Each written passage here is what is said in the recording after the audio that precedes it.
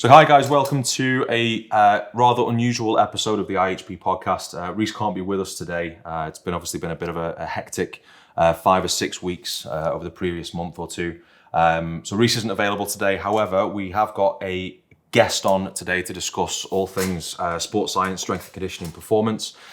Sam Kelvey of Soar Performance. We've known each other for probably the best part of 10 years, I think, if not a little bit more. Yeah, I reckon so. I first met Sam when I started working at Widnes Vikings, Pro Rugby League Club. We took over the scholarship program. Sam was leading it at the time. So we worked with, you say, sort of 13, 15-year-olds, 14, 15, 16-year-olds. Yeah, it was under 16s, wasn't it? Yeah, so kind of high school age. From there, we worked there with each other for a few years and have stayed in touch ever since. So, Sam, if you want to introduce yourself and let you know the guys what it is that you do, what you've been up to the last 10 years since we've known each other. Well, I was an athlete before. I was a javelin thrower and then Spear chucker. Yeah, spear chucker, hunter in training. For the inevitable apocalypse that's about to be bestowed upon us. This was a handy skill to have then. Yeah, handy skill to have. Everyone's going to be my friend in about 6 months' time. I ended up going to Loughborough. I did a lot of training at Loughborough University anyway. Ended up going there to do sports science. Once I graduated there, everything was good. Sport got knocked on the head. And I moved up north for not entirely sure what reason, if I'm honest. But anyway, I moved up here and started PTing and things like that, as sports scientists that aren't attached to a club tend to do. Mm-hmm. Not long after I moved up here, I got a call from Clive, who I'd done some work with at Loughborough previously. He just got into Widnes, and he tapped me for the job as head of athletic development, which was handy. That was a pretty rapid turnaround. So I've been affiliated with a few different clubs in between. Always been PTing all the way through. Mm-hmm. But I did a good few years with Manchester Phoenix ice hockey.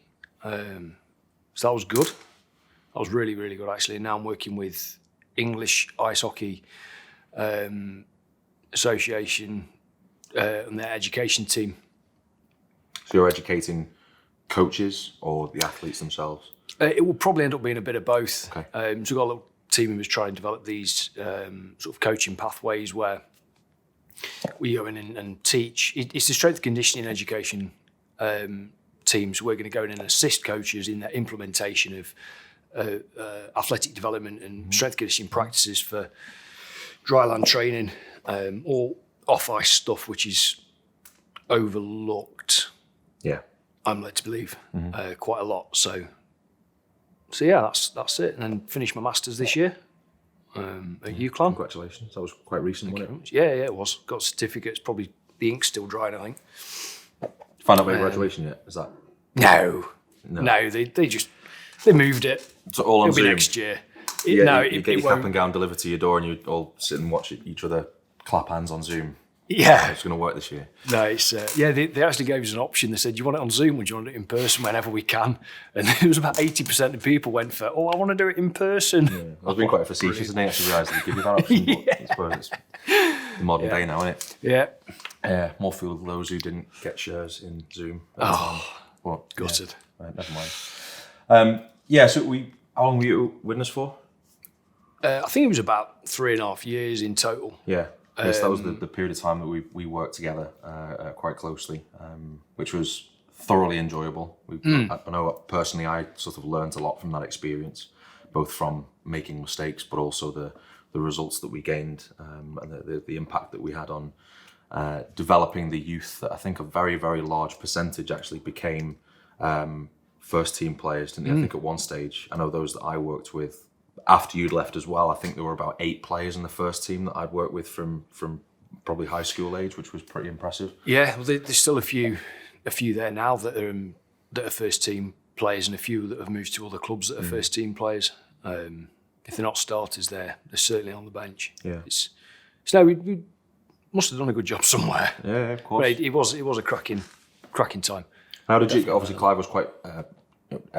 He was played a big role in that, didn't he? Because he was sort of head of the sports science team at the time, and I know he certainly mentored you and I, which was incredibly helpful in the start of our careers. How did you meet Clive initially? That was back at Loughborough, and he was writing a manual for the International Athletics Federation. Basically a coaching manual that was going to be distributed across the world in different languages, and he'd been tasked with writing the chapter on weightlifting and weightlifting derivatives for coaching in athletics.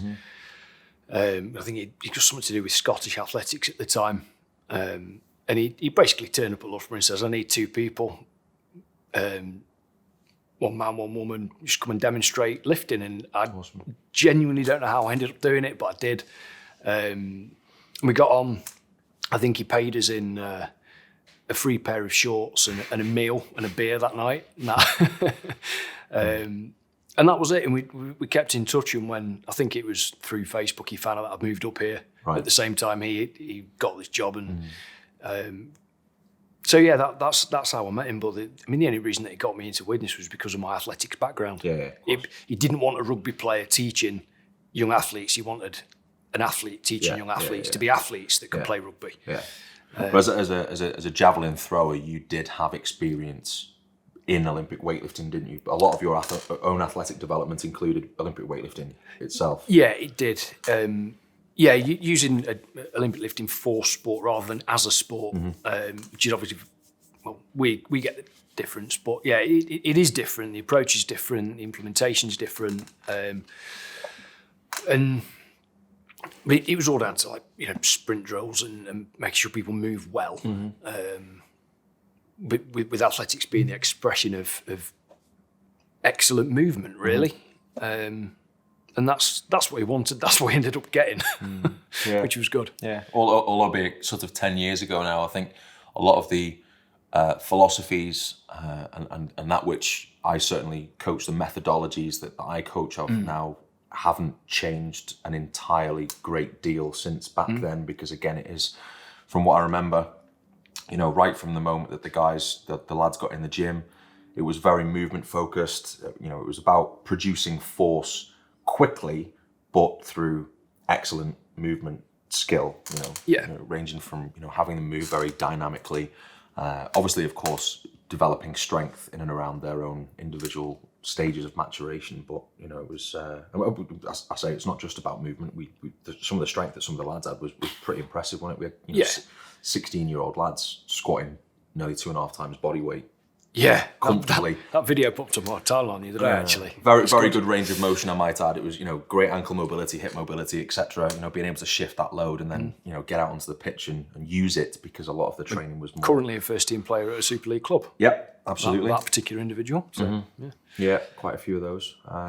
It was definitely a different approach, because I did bump into on a couple of courses people in similar positions but at other clubs, and they'd gone down the stereotypical rugby league thing of just getting the biggest biceps going, or picking up the biggest weight going in, so you can get pec toe the quickest. Yeah, and these teams were turning up to play our lads, and they'd shaved in the morning and they'd already got a 5 o'clock shadow. It was like 1:30 in the afternoon.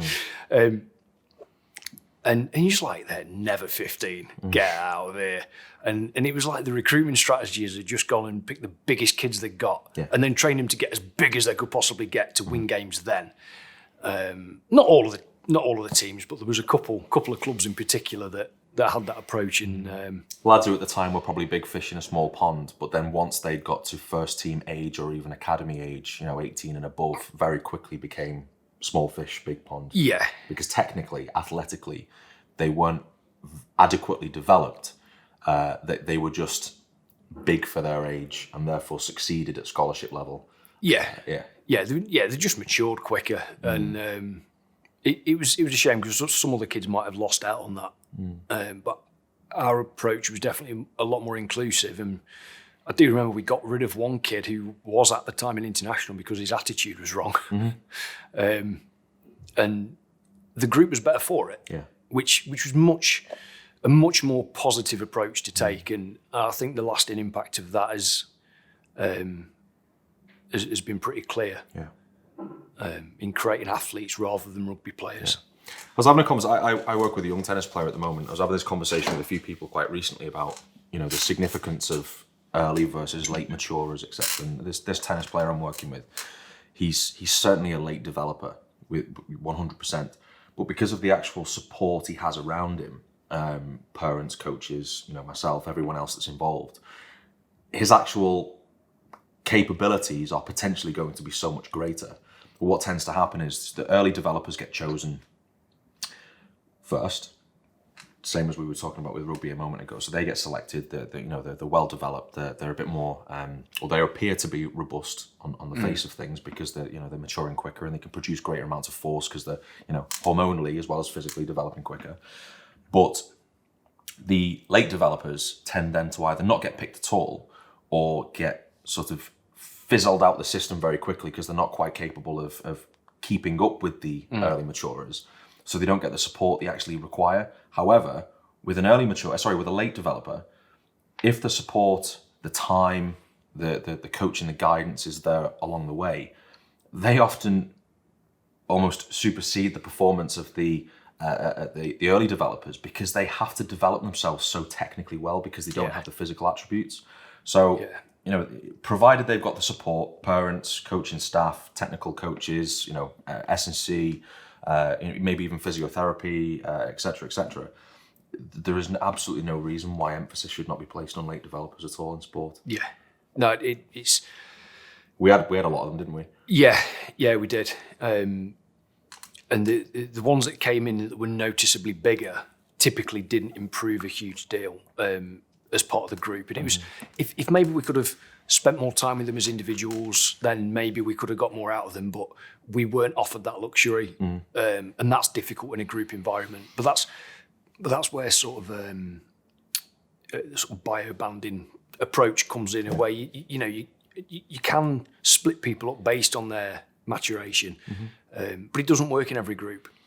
Yeah, we had the limitation of only at the time working with them once a week. It was one evening a week at the time, wasn't it? And I was lucky enough because I had the capacity to be able to stay and remain at the club for a bit longer. I lived a lot more locally. I continued on probably about 2 years, I think it was, after you'd left.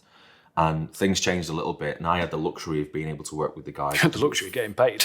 yeah, I did have the luxury of getting paid at some point as well. Yeah, we started off as volunteers, and it stayed as a volunteer role for too long, but we did give a lot of time.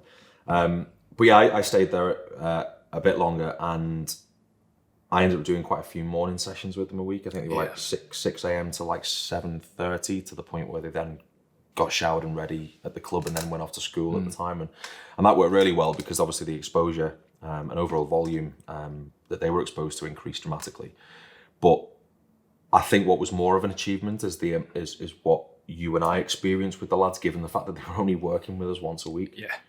It was huge, wasn't it? Yeah. That was, I think, we probably had them for an hour at a time, I think, the way that they were split up. So it wasn't just an entire evening we had them split into certain age groups or certain positions. It might have been for 1 hour a week, that was it.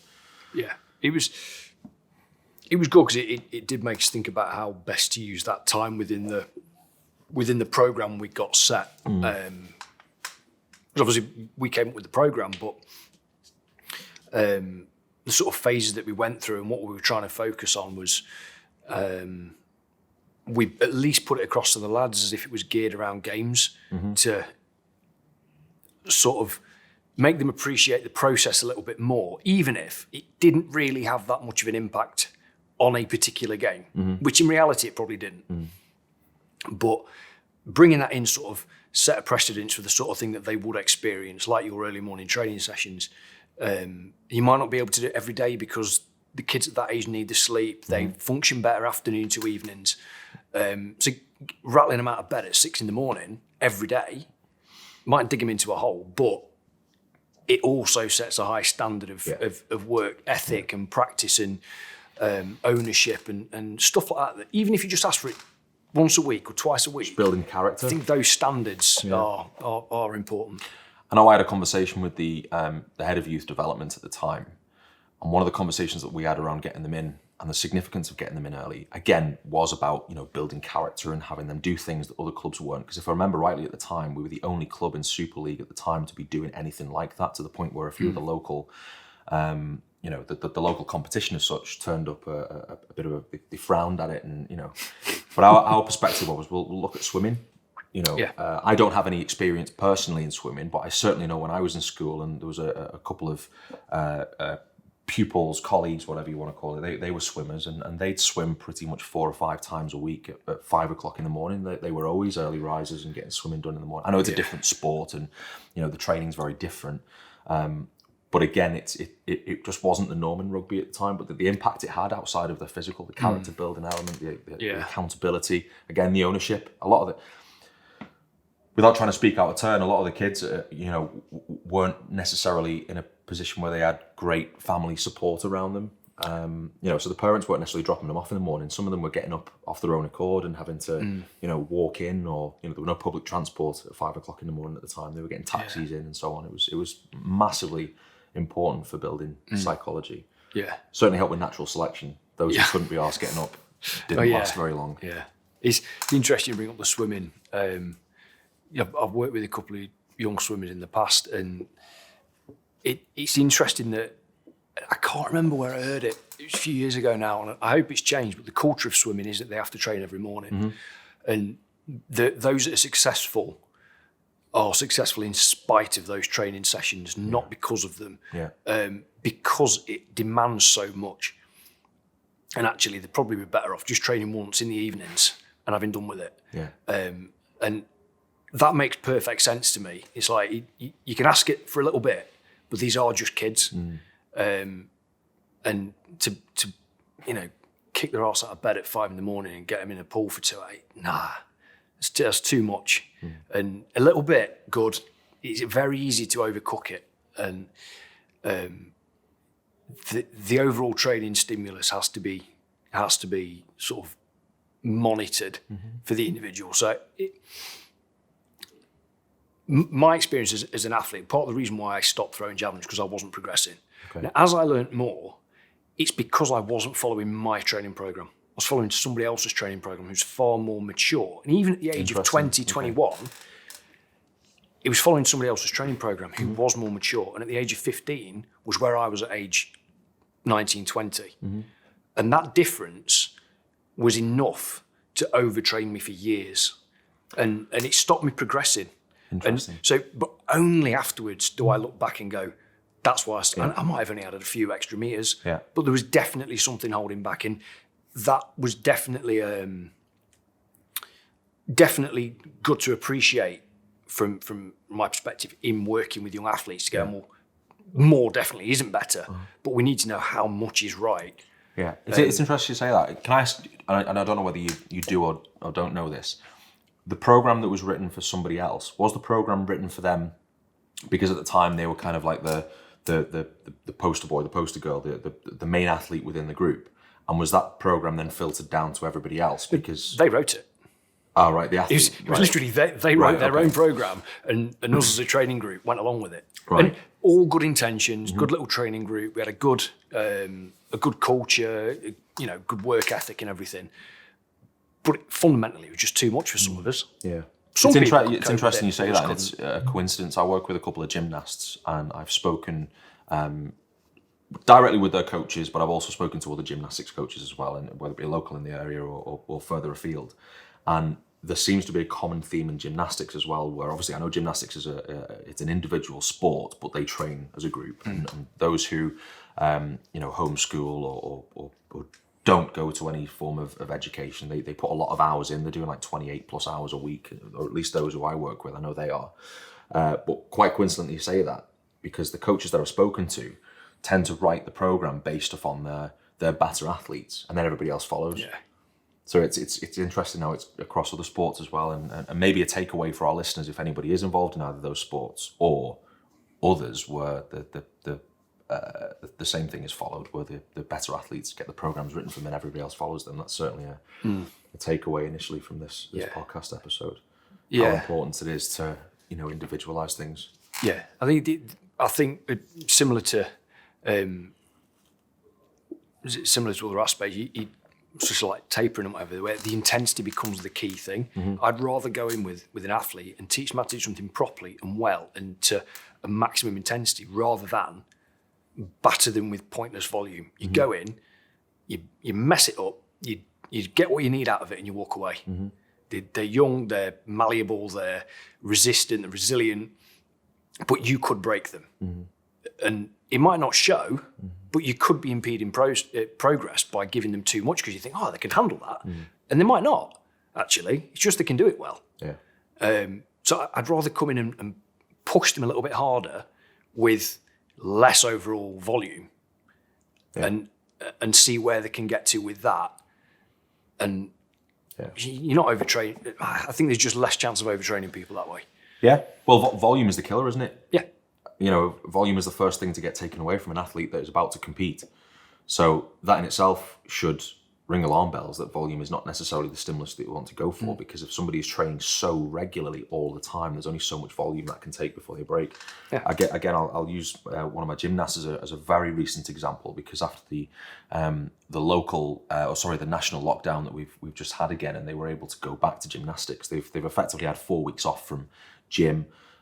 We carried on to some capacity, continue with strength work again, largely focusing on the right intensity rather than volume, and so on and so forth. With regard to the physical tests, the force output, get the force platforms, using the GymAware device to measure bar velocity and the weight lifted, progressing day after day, week after week, no problem at all. It's gone back to gymnastics, having done nothing for about 4 or 5 weeks, and is then expected to go and do more hours than what she was doing before the lockdown took place, and within 3 days is experiencing back pain. Yeah. I mean, no shit. That was, you don't have to have a crystal ball to be able to forecast that from happening. But that is key. It's understanding that volume is the killer, not necessarily the intensity. And I think a lot of people, I know those at least I've spoken to and programs that I've seen written by others, even myself, don't get me wrong, I've made those mistakes. We only know what we know based on mistakes that we've hopefully learned from, is that ultimately the results come from the intensity that you use, and it's volume that knackers people. It's that which stops people from training regularly and having that regular exposure to the movements they need to be practicing and so on. So it's a big takeaway, that, isn't it? Were you exposed as an athlete? Were you exposed to a lot of volume? Do you think the volume that you were exposed to based on the older athlete that wrote the program, do you think it was the volume that? Yeah, 100%. I mean, what you don't want to be doing is coming into a plyometrics session feeling all right and walking home not being able to feel your knees. We did an obscene amount of plyometrics, and it was good. We could all jump. Yeah, we could all sprint. We could all jump. Yeah, we were good at that. We're power athletes. That's what we did all the time. But to do that much of it was absolutely bonkers. Looking back, it was far too much. Way, way, way too much. We should have gone in 20 minutes, done. That would have been it. We'd be doing plyometrics for an hour. A whole session dedicated to it. It could have easily been a really intense, potent bit of another session. And that would have worked far better. But again, hindsight. But I've learned from it, and hopefully everybody that I work with benefits from that. I suppose a nice topic to stick on, actually, because I don't think on this podcast we've spoken directly about plyometrics as of yet. For our listeners who may or may not be aware, the outside of actually producing more force quicker, so increasing the rate of force development, the whole idea of plyometrics is to develop the amortization phase, isn't it? It's the transition of effectively the muscle's ability to stretch and use that stored energy in the muscle, the tendon, the joint, to then produce force incredibly quickly. So the amortization phase is effectively the posh word for when the muscle stretches and instantly contracts. Bounces. Yeah. And it's meant to be incredibly quick. Some textbooks will say that it needs to be less than 0.2 of a second, that sort of transition from eccentric to concentric. But just a question I've got for you, and it's something that I've been monitoring recently, is have you got and again, it's about volume. So the question's about volume. It's very relative to the individual, but do you have a set structure, or at least a baseline figure in mind as to how many jumps or contacts or plyometrics you would like athletes to do throughout a session or a week? Because obviously your experience is that the volume was incredibly high to the point where you were experiencing DOMs, I imagine, significant muscle soreness. Couldn't feel my knees. Yeah. It was. It's difficult because how do you work out how much is enough? Yeah. How do you know where's that dose response line lie? How much is enough to get a response? How much is too much? How much isn't enough? You've got no way really of knowing. But I mean, I might stick in some jumps, like box jumps, for example, at the end of a session. With basketball that I worked with about 2 years ago now, and we were doing squats, we were doing trap bar jumps, we were doing the sort of heavier stuff. Then at the end of the session, we'd go and play on the jump boxes, and I'd say you've got 10 jumps max to try and get as high as you can, and that was it. And that was his task. Interesting. And that was his plyometric session. I think and I know why. He didn't even notice, because it was like, we're just playing on the boxes. Yeah. I'd say you've got 10 jumps maximum to see how high you can get. So he got a challenge in there. Yeah. And then I'd maybe change it by making him do drop jumps instead. So he was coming in from a bigger height. But we'd still limit how much he did, with the intention of making each jump really fucking good. Yeah. And that was it. So it wasn't, there was no junk volume in it. It wasn't like, you're going to do 5 sets of 4. No, just do 10 really fucking good ones. Okay. And leave it. So, yeah, I think it would depend on the athlete and the exercise and everything else, but I'd rather quality and intent over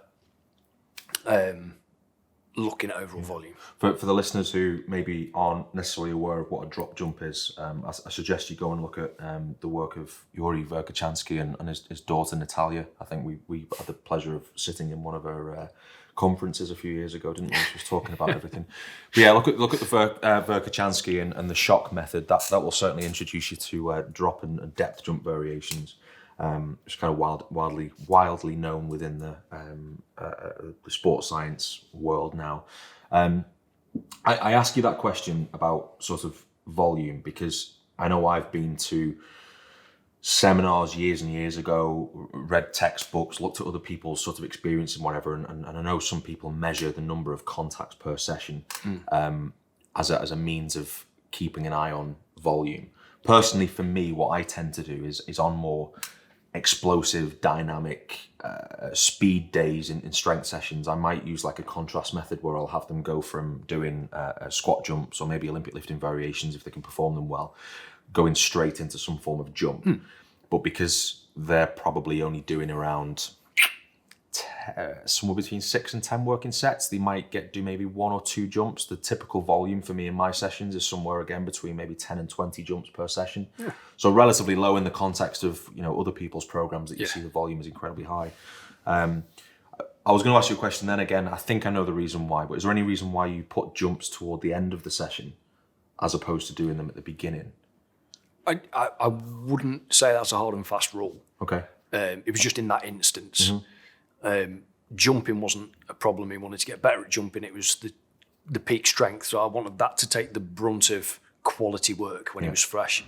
If there's somebody, the other end is incredibly strong but can't jump, I might switch it around so they're fresher coming into the jumps and they're learning something under a fresher physical state. The strength stuff, you can leave that till the end where or it might even become part of a warm-up. And that transition between a warm-up into the session and call that the potentiation aspect and go, right, we're gonna do squats, you're gonna do some box jumps and do that instead. But like, if you're gonna do a purely plyometric session and there's nothing else involved, I'd definitely limit the time and say the volume comes right down, the intensity goes right up. As long as the quality's high, if the form starts to break down or you sort of see that they're spending too long on the floor, you can give them more rest or stop the session. There's nothing wrong with that at all because they've got what they need out of it. And as soon as they're getting slow, they're just learning to be slow. Needless risk of injury goes up, and that might be arguably as to whether that's an argument for stopping or not. But the quality of the session's already gone. They've got what they need out of it. Move on to something else, or just stop it altogether. There's no need to carry on. Yeah, I know there's probably an argument for doing plyometrics at the end of a session based on trying to get the athlete to learn how to produce force quickly whilst fatigued, potentially. So if you've got more of an advanced athlete, there's an argument there that putting plyometrics at the end might be a good way, provided that, again, emphasizing your point there about the quality and volume not being high, more quality and intensity. Placing it toward the end of a session would be really good, because that's ultimately what some sports are. I mean, you sticking to the sport of rugby that we're in, they're on the pitch for 80 minutes, football that bit longer, American football a lot longer, albeit intermittently. They're having to produce force explosively for longer periods of time. Yeah. So there's an argument there. If you look at the textbooks would argue that you should put plyometrics at the beginning of a session, because the demand on the body, the demand on the neuromuscular system is that high. You should be doing that at the beginning of a session when the athlete's more fresh.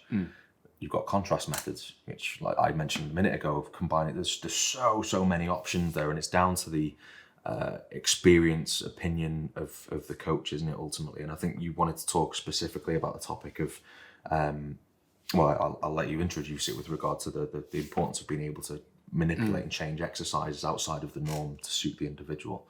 Yeah. I don't think there's any hard and fast rules about where stuff goes, but this just came off the back of writing something about. Yeah, you did a blog recently on it, didn't you? Yeah, I mean, I haven't put it out because I haven't put anything out for ages. I've got also about 10 half-written blog posts on my computer waiting for a new website. But trying to make sure that the intent of the exercise is absolutely maximal, because that's what you're physically going to adapt to. We train to get physical and neural adaptations, and that's what your body will respond to, not what it's supposed to look like. Yeah. So trying to create an exercise or an environment or a scenario where the freedom of expression of force is the driving factor, and that's the key title across that. For whatever outcome you want, that expression of force has to be the number one driver of which exercise you do and how you do them. Because if you're, it's like, I used to see something, and coaches must have got it from somewhere, trying to teach a sprint start. They'll have a medicine ball. They'll lean forward and throw a medicine ball like a chest pass and then run after it. Well, what's that teaching anybody? Apart from how to throw a medicine ball and then run after it. Yeah. The amount of force you're producing isn't going to be as high as if you were just doing a bog standard sprint start without a ball. The amount of force you produce is then going to be faster without a ball, which is going to be more likely to actually running. I don't care if there's resist. If you want to resist it in a better way. Yeah. Because I'd be more concerned of A, throwing the ball far enough, or face planting. Yeah. And because the lack of use of the arms, which is required in a sprint start. Yeah. So it's that thing of the intention of making the exercise resisted in some way, with the intention of making the athlete stronger in that specific way, is actually completely undermined by the fact that they can't execute it in the way that's ultimately going to translate to performance improvements. It's like my example earlier was box jumps with dumbbells. That would be the way that you might weight a box jump. But I don't think you're going to jump as high or as forcefully with weight as you would without it, because you can't use your hands, your balance is going to be off. There might be an underlying fear of falling off the box, and that's a big thing. You might be the biggest, hardest rugby player, but you don't want to land on your face. You don't. Nobody does. So weighting in a different way will be better. So in that instance, a weighted vest will be better. And just that manipulation might actually change the outcome of that exercise or that stimulus entirely. Yeah. To try and offer the listeners an example, I'm lucky enough here at Cheshire Barbell to have access to some force platforms, and especially with some maybe I wouldn't say less experience, because the ultimately kids that I've been working with for the best part of 3 years. So they're not inexperienced. They're just not developed from a maturation perspective. But just out of interest, I measured a standard counter movement jump versus a drop or depth jump. And they produced more force. We also measured, power output, etc., in wattage and jump height in centimeters, and so on and so forth. They did better with a regular counter movement jump than they did with a drop or depth jump. Now, yes, with a more advanced athlete, it might have been the other way around because of the, the absorption of kinetic energy and plyometric effect. Again, the shock method. But with those individuals, they produced better outputs with a simpler movement. Because when they did a drop and depth jump, I will add, they had practiced it a lot. They were technically quite efficient. But because psychologically, cognitively, they were thinking about the technique to an extent and how it looked and what it resembled, they produced less force in an exercise that on paper would have produced more. Yeah. So the exercise that would have been better for them is maybe not the conventional one that's in the textbooks. But we've proven there that actually keeping things as simple as possible allowed them to get the bigger performance improvements. Yeah, I'm completely understand that.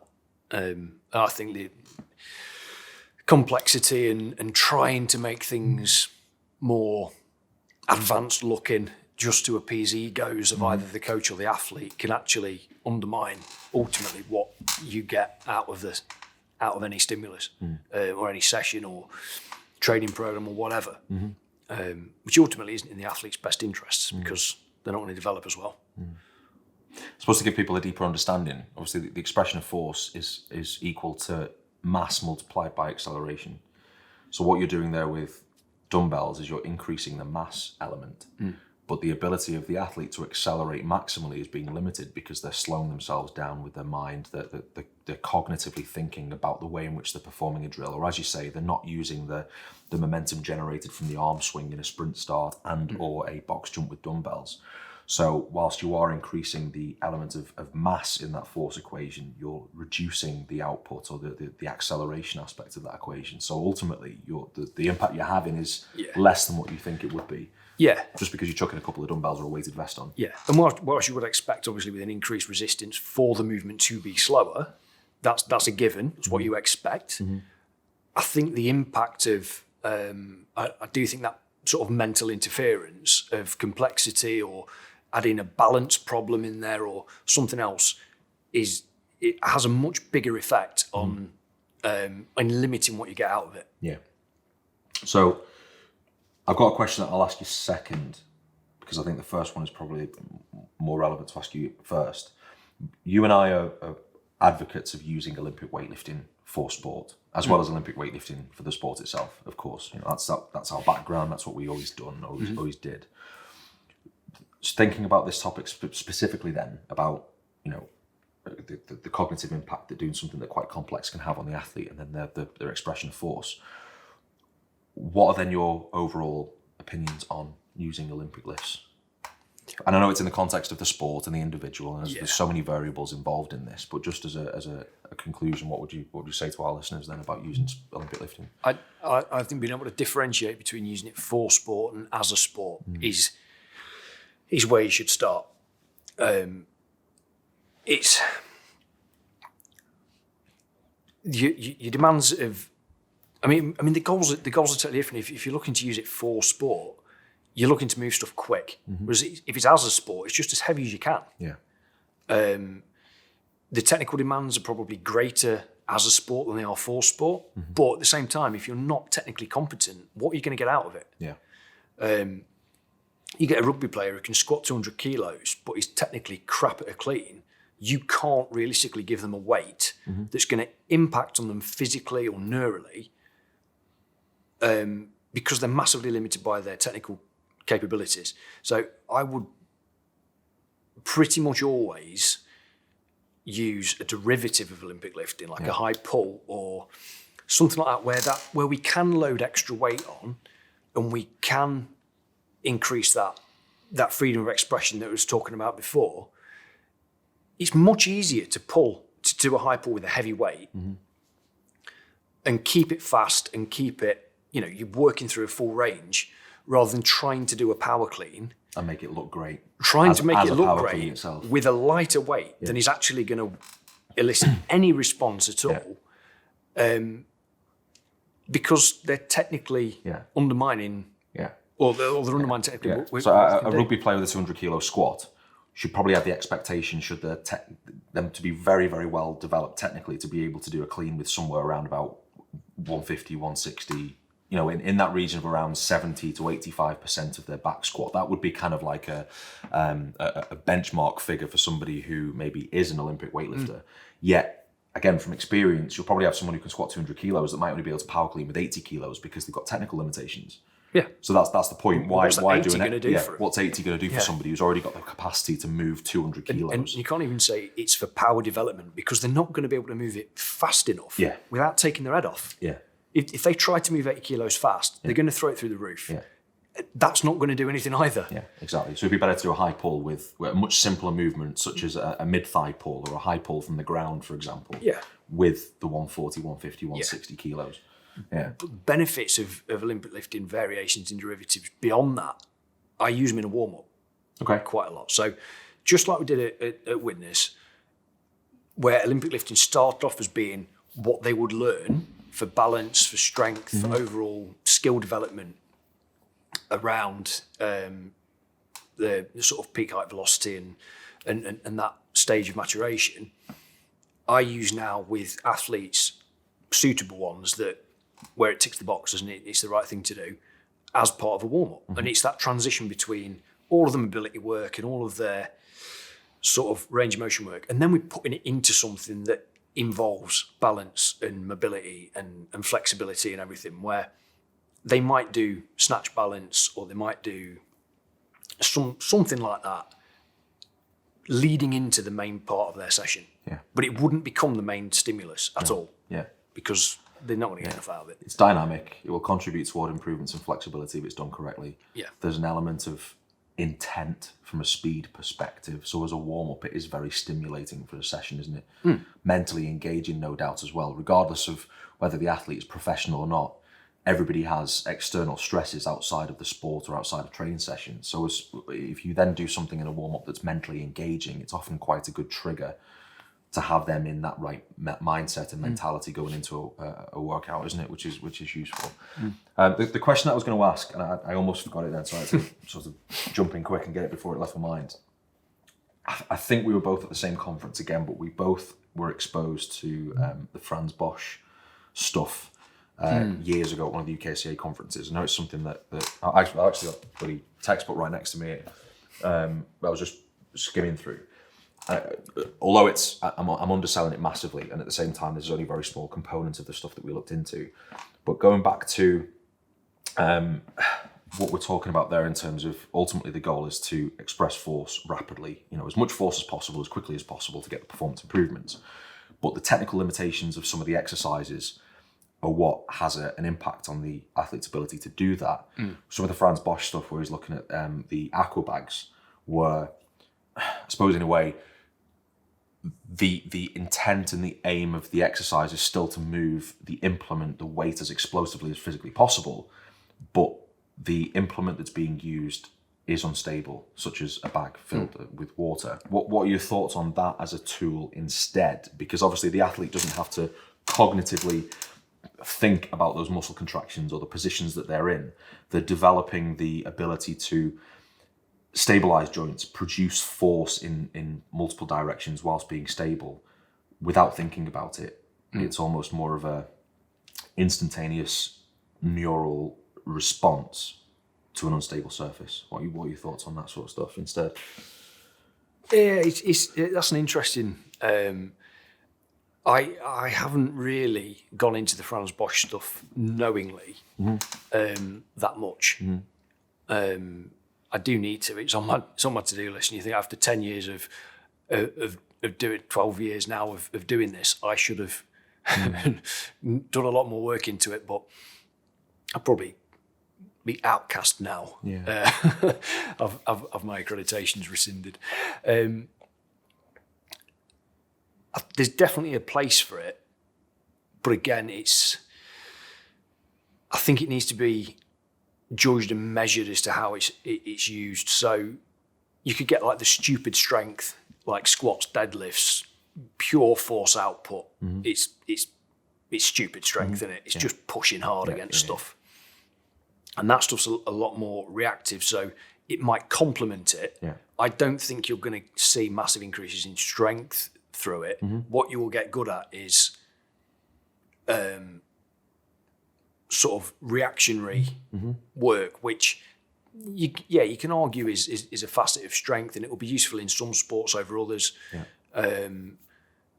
It's engaging, it's fun for the athlete for a start, absolutely. which I think is probably a much larger benefit than the physical aspects of it.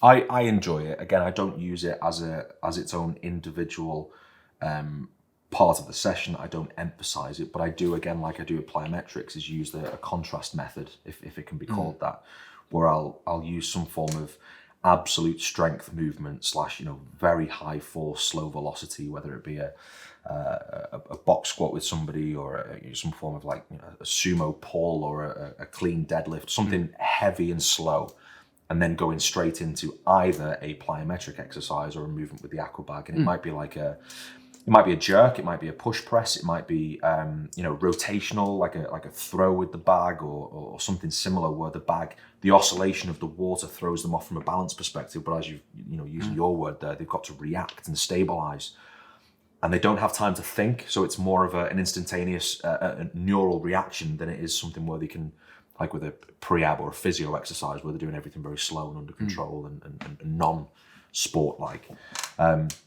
I do use it as a contrast because I think it complements the heavy and slow and controlled stuff quite well.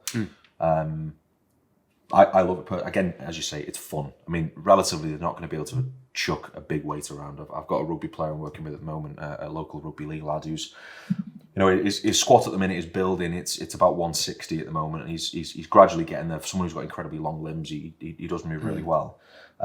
He's quite tall, around 6'3", 6'4". The limitation with him with the aqua bag stuff is probably about 25 kilos with some of the movements. So again, the actual expression of force is going to have its limitations because of the element of instability. So that's another argument maybe against it. Yeah. The heaviest aqua bag I've got is 25. I've got a 15, a 20, and a 25 kilo bag, which for a lot is too heavy. But from maybe a joint stability perspective, again, at high velocity, it is very useful. So that's potentially something to certainly look into. But it doesn't replace anything. That's the key element there, is regardless of its benefit or not, it doesn't take away from any of the higher velocity stuff. We still do plyometrics. We still do, work in and around maybe the 60% range, where they're doing high pulls and simpler Olympic lifting derivatives. Maybe moving on to a topic that I know is both an interest of mine and yours at the moment is the world of motorsport. I know for me personally, I work with a rally driver, a very successful rally driver, something I've only been doing relatively recently, and I'm certainly trying to rapidly increase my knowledge and education around the subject. But I know that's what your focus of your dissertation was in your master's. You've got a significant interest for motorsport, haven't you? So I don't know whether you want to introduce the subject, what it is that you discussed, some of the key points from your dissertation and so on. Yeah, it was specifically on motorcycle racing. On road racing, so not even off-road or motocross or four-wheel stuff. It was down track and road, because there's very little out there on it. It's really sparse on the research front, relatively speaking, compared to a lot of other sports. I did speak to somebody that's worked in MotoGP recently, and he canned it to work in pro basketball, because it's like the community and the culture doesn't exist. It's not even it's a bad culture; it just does not exist. So it's not that people obviously do work in it. There's a few names that sort of work with quality riders. This guy was really honest about it and just said, like, unless you know the people directly, or you're showing with a name or whatever, he says it's hard to get into, but I just got a real interest in how you might approach it from a problem-solving perspective. The limitations that you might find as a rider, because some of them, world-class riders, they don't train off the bike at all. They just get on a bike and ride.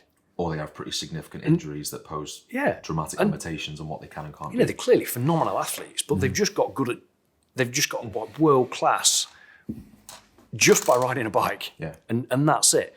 But the question being, can you make them physically more robust to ride longer, to learn more, to offset fatigue more? There's so much stuff to it that isn't just about getting strong. My findings are a little bit more anecdotal than yours, because whilst I haven't done a great deal of reading around the topic yet, I'm still increasing my knowledge, as I say. I've certainly done some testing with the driver that I work with, and I'll kind of offer those in a minute. But what are the sort of physiological findings or impact on the body, the nervous system as a whole that you found on obviously bike riders? What have you found? It's a complicated question, but it's a complicated answer. It's really hard work to say that they sat on a bike and they're pinging along at 100 plus mile an hour, up to 200 mile an hour. Their heart rate goes up to over 90% within 90 seconds of the start of the race, and it stays there for 90% of the race. So it's really, really high. But that's in a race format. Somebody looked at the difference between free practice and qualifying as well, and they found the same sort of thing. The heart rate was really high. So they're working hard. It's not just the stress that's pushing that heart rate up. But when it comes to the race, it undoubtedly does. The lactate stays high. But in a race scenario, the cortisol shoots up as well. So they've got that mental stress kicking in a race scenario that they didn't have in qualifying. So all of these things contribute to their capacity to actually work. They both impact on VO2, ultimately. So what you get out of it is a high lactate consistently. Now, whether that's because it's creating more or they're just not getting rid of it fast enough, it is going to impact on their capacity to exert force over the course of the race. And it's not maximal force. It's the fine control that they need in the fluid. There's a lot of isometric control, isn't there? Both to kind of overcome gravity when, G-forces, I suppose, but also the isometric contractions in the likes of the forearm, the wrist on the throttle and so on, very specific for bikes. Yeah, there is. There's a lot of isometrics involved. They are moving, so there is some concentrics and eccentrics going on, but it's very close to being isometric a lot of the time. The less they move, really, the better. But they've still got to be able to move their centre of mass around the bike a lot. So I think for a 45-degree total unit lean angle, they're experiencing 1G lateral force. You've got to be able to put up with that, which doesn't sound a lot, but over, imagine a 40-minute MotoGP race, that's gonna knock you out pretty quick. When braking, I think the stats were up to, I can't remember how many Gs it was. It was bonkers anyway. So when they're braking, they've got these ceramic brakes that kick in, their deceleration forces are insane. And that's all sort of thighs, wrists. So you're having to do that over and over and over again and control the bike fluidly. And without thought as well, because they haven't got time to actually make those cognitive choices. It has to be completely instantaneous. So they've got to be able to do that. And then you throw in fatigue, and then you throw in heat fatigue. And if they're not acclimated or acclimatized properly, that's going to go through the roof. Heat stress, some of the core temperatures would have some people sat down, like on the floor, calling in ambulance. Ringing 101 to check your thermometer because you think you've got something. And yet these guys are on a 200 mile an hour crotch rocket, still flying around a track. And being able to give interviews afterwards. With their head 2 foot from a brick wall as they go around a corner. It's significant. They are physical specimens, yet I don't think anybody fully understands or fully appreciates how they get to be the specimen that they are yet. And I mean, maybe there is a lot of research within individual teams, but there's also a lot of secrecy about Yeah, it. of course there is. Yeah, And it's you don't want to share the findings that you have with your competitors. yeah, Do you? I mean, it's been on social media, and when I was looking for researching sort of practices, that I think it was the Petronas team were at Loughborough doing physiological testing in the heat chamber and stuff, and they're sat there on the watt bikes in the full leathers and the helmet, and they're doing, you know, they are doing various tests. So the interest is there. I want to know what the practice is, and that's what I was looking at it for, to see if it is out there in the public domain, which there isn't much, if anything, and if there was a novel way of approaching it to sort of make a difference. So that, but yeah, it is a massive expanse of topics that all filter down to one sort of. Yeah. I suppose to give you my input, and this is more on four wheels in a historic rally car. I did some testing a number of weeks ago, and we were actually on an outdoor go-kart track, so it was very different from the usual location that a rally event would be held. At the moment, I think the Forestry Commission have put a cap on what can and can't be done, because obviously gravel events aren't on at the minute, so everything's track. The impact that will have, I imagine, would be that, and again, I haven't done any testing yet, but I suspect that on a gravel course, there would be a lot more braking involved, a lot more cornering versus a track where there's going to be more frequent straights and so on. Perhaps the impact of gravel will be much more significant on a track. But what we found on the go-kart track that we went, I mean, we were on average doing about 5-minute stages, which replicated some more of the track events that are up and coming this year. First one that we're going to be doing is in mid-January. Was that, albeit he was only out there in the car for 5 minutes, his average heart rate across that 5-minute period was around 165. That's in a car, so I can imagine what it's like on a bike. You know, where he's actually, you know, he's got a harness and sat in a chair. He's much more sort of stable than a rider would be. Although it was in the middle of November, so the temperature wasn't significantly high, where again, depending if the athlete, the rider, the driver was competing nationally or internationally, his body temperature went up 2 degrees, which is massive. Yeah. In addition, in 5 minutes, across a 5-minute period, and then we'll come back down again.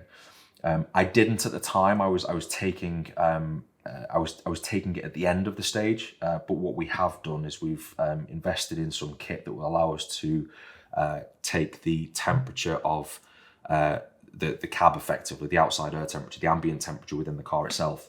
And we've got a Bluetooth device that will allow us to keep and monitor that. So we can actually monitor the heat, because I know the actual the oil pipe, the actual exhaust itself, because of the placement of the engine, is pretty much between the driver and the co-driver. So that's going to produce quite a significant amount of heat. And obviously these things are just shells. There's no fancy carpet and sort of anything in there. It's just a metal shell, effectively. So that certainly produces some heat. So it'd be interesting to see what the impact of the ambient temperature inside the car would be. So we're going to look at that. But as well as that, actually blood glucose levels dropped significantly as well. Right. Again, 5-minute period. So this is just 5 minutes. I know some of the stages that we're going to be doing in some of the gravel events, it might be in the car for 40 minutes plus. So the impact that will have on the body is quite significant. So just out of interest then, what did you find in the literature? What did you find whilst sort of writing your dissertation and stuff? Is there any sort of science and practice, you know, a practical application of training or physiological interventions you can put together? Just a downright no. Yeah, there isn't much out there at all in terms of practice. Now, I saw a few bits mentioned online where the riders had sort of talk about what they were doing, and there's arguments for and against. It was all like postural strength, doing front squats and whatever else, but that's not going to impact on performance too much. The postural element, yes, but it doesn't really matter what they can front squat.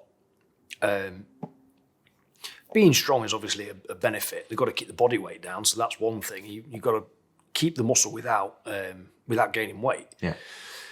So the neural capacity of how they actually exert force and the recruitment and de-recruitment fluidity, I think was actually quite important there. So when you see people that can move well, it looks effortless, it looks smooth, and you see somebody who's, even the really strong people, it can be clunky and jerky, and they might have a great max, but actually everything between 99% and 10% looks like shit. Yeah.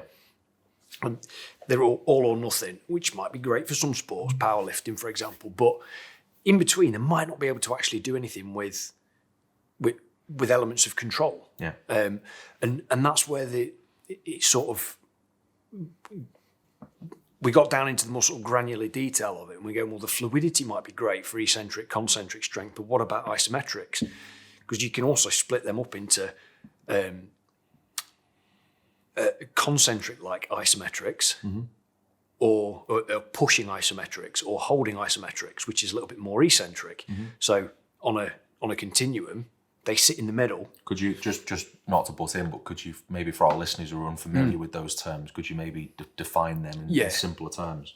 Yeah, so, concentric is the muscle shortening under stress. So when you pick something up, eccentric is lowering it, where the muscle's lengthening under stress, and then isometric is where it stays the same length, but you've got two different sort of approaches to that. One being you're holding a weight, and the other one is you're pushing against the weight, and they have different fatigue characteristics. They have different force characteristics, even though fundamentally to the outside eye they look the same. Yeah. And the fatigue characteristics were, I say, surprising, but I think that's one of the reasons why I'd want to implement that sort of training and modification of exercise is to increase the control around isometrics, so it doesn't become jerky, and the fatigue resistance improves in such a way that you can continue to be fluid in your movements over long periods of time, in consideration of the stresses of heat and mental stress and general fatigue, and everything else that might come with riding a motorbike really fast. So how could you potentially, I mean, again, I've got my own ideas. It's not necessarily something you and I have spoken about in detail, but how would you potentially try and simulate some of those stresses? Are there ways? Because obviously we can train, we can get in the weight room, we can do isometrics, we can do all that sort of stuff. But is there any way, maybe outside of the emotional stress associated with competing itself, are there ways in which you've thought about potentially being able to replicate some of those stresses in the training environment? I didn't cover that one. I'm not sure there would be, because it's such a unique scenario. You can't stick them on a simulator, on a bike in a static room, on a static bike in a room with a screen that makes it look like the Isle of Man TT, because the mental stress ain't there. The heat might be there because you could pump stuff in, but the work rate's not going to be there. The lateral G's aren't going to be there, so your work output ultimately is going to be lower. So that would only be a skill thing for learning a track, as far as I'm concerned. Trying to replicate the stresses of biking would be pretty much impossible without actually being on a bike, herring around a track at a stupid speed. I don't think there's anything like it. I don't think you'll find. I don't think you'll find anything that will match it at all in an artificial environment. So that will be difficult, but that's where I think the biggest impact to be had will be on how quality your movement can be maintained under fatigue. And I think that's where the main sort of strength aspect would come in. So how could you potentially ensure that your athlete is performing well under fatigue? How would you quantify fatigue itself? Would you have them do challenging, maybe technically challenging tasks toward the end of a session, perhaps? Like have them, exert themselves aerobically, perhaps doing something that isn't very physically challenging. It could be on a bike, for example, get their heart rate to something relatively replicable to what they'll experience on the track or gravel course. And then at the end of the session, do something relatively technically challenging with them that involves movement to high quality. I think that would be part of a long-term plan for it. The exercises can be fairly simple. And you might use for example, like an incline press, but weighting it from a band. So you might be pressing a bar, but it's got a band pulling you down. So you're pressing, you've got in normal muscle actions, shoulders, triceps and whatever, but at the same time you're having to isometrically resist the band. And as you get tired, that's going to become shaky. So you're going to get fatigue related tremors. And being able to, so you might learn that skill in the same way as rugby. You learn the skills well first, then over time you'd put them towards the end of the session so they can do them under fatigue circumstances. Exactly the same way as that. Yeah, those who work with me know how much I love bands. I mean, for again for our listeners, just to explain some of the benefits. Depending on the placement of the anchor of that band, there could be not only vertical but lateral instability there, depending on where the anchor is of the band itself. But you're not only acting against gravity as you would with a normal weight, which effectively is working at 9.81 meters per second. The band itself, depending on the strength of the band that you've chosen, is going to be trying to push against you at a much greater rate than what gravity would with just the barbell weight alone. So you're overcoming forces not only in different directions, but at greater than that you potentially would with a regular bar. So that's certainly quite a quirky little way of. And I like that. So a few of the exercises that I actually suggested and sort of came up with as suggestions for training a bike race. So we're using the bands not just for force, but for feedback to go, how smooth is your movement? Yeah, I like that, yeah. Because if you've got a band and you're shaking, it's going to show up.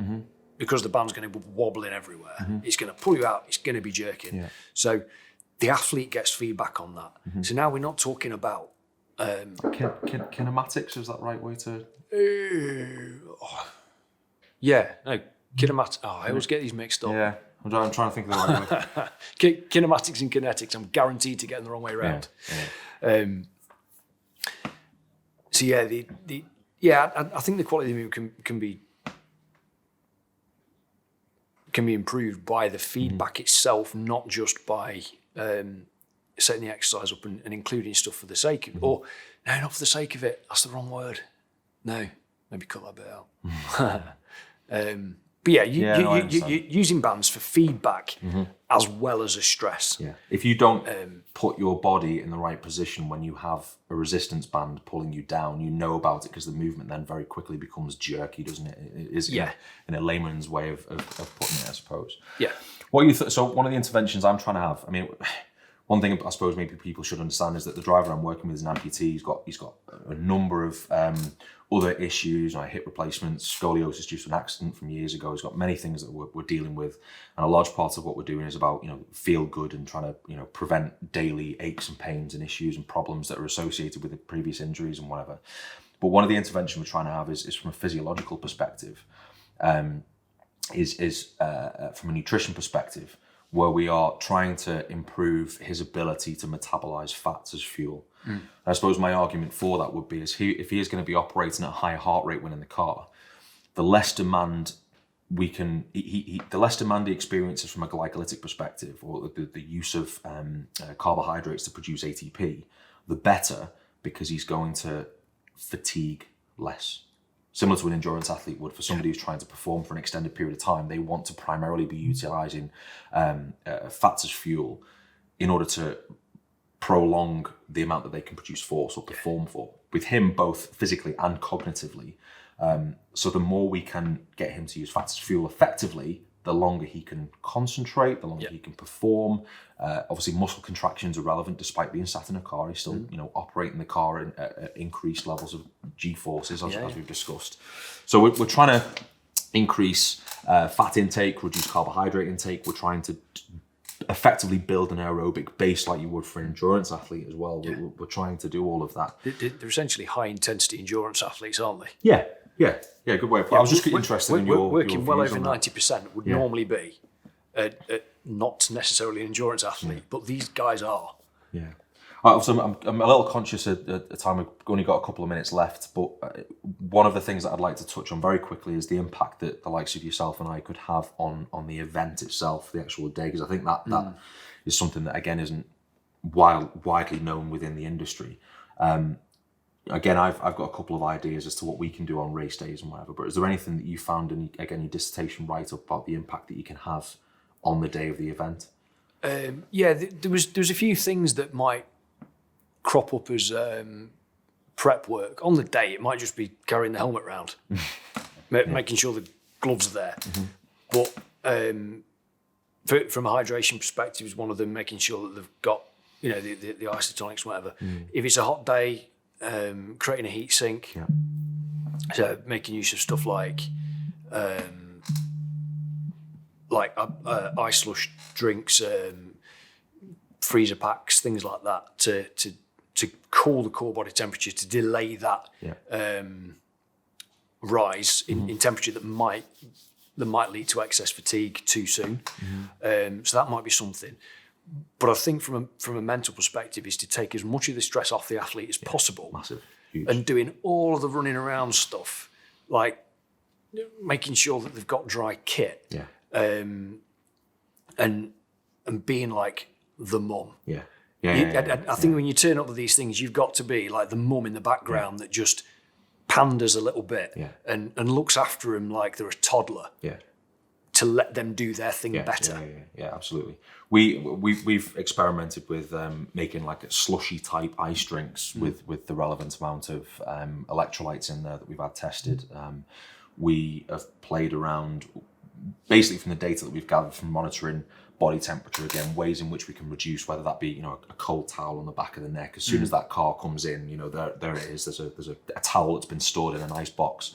Is your slush with your electrolytes in it, etc. was all helpful. Sometimes between stages, there might be a 40, 50, 60-minute window where they're then not in the car when the car is getting serviced or looked at, or, the tyres are getting changed and so on. So that's an opportunity for them to have a solid meal. So making sure that they're eating adequately, to keep themselves fueled for what they're then about to do. But again, a massive part of it, myself and the driver have had a conversation about this, is just actually having someone there that takes a lot of the stress, a lot of the weight off your shoulders.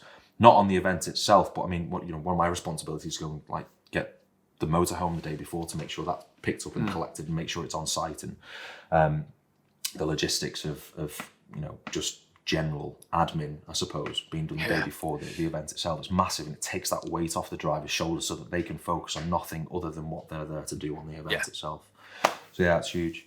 But I think from a time perspective, we'll potentially can it there. But as you can probably tell our listeners, we've got an absolute ton to talk about. So hopefully, Sam, we can get you on again in the next couple of weeks. I'd love to. We'll talk about some specific topics now the ice is broken. Our listeners know who you are and so on. How can people find you on the internet and social media and so on? I am about, so I'm at Soar Performance on all platforms, Facebook, Twitter and Instagram. I don't use them as much as I should. It certainly doesn't look as slick as your stuff. It's very rough around the edges, but I am on there. Occasionally I put out something of use. I'm still trying to get used to the idea that people might actually want to listen to what I've got to say. Yeah, of course. I'm sure they will, mate. That's the idea of getting you on the podcast. So a lot to say. And any interactions are good. Are good, definitely. So awesome. Yeah. So give them a shout, give them a like on Instagram, and get in touch via social media. Again, we put this out on iTunes, Spotify, YouTube, etc. So any constructive criticism is always welcomed. Again, it'd be appreciated if you subscribe, hit the like button, give us not just constructive feedback, but if you've got any questions that you'd like either myself or Sam to answer, then please do fire away. We only know what content to put out there based on what you ask and the questions that you offer us. So yeah, thanks for listening. Thanks for watching, depending on what platform you're on. And we will speak to you soon. Cheers, Carl. Thank you.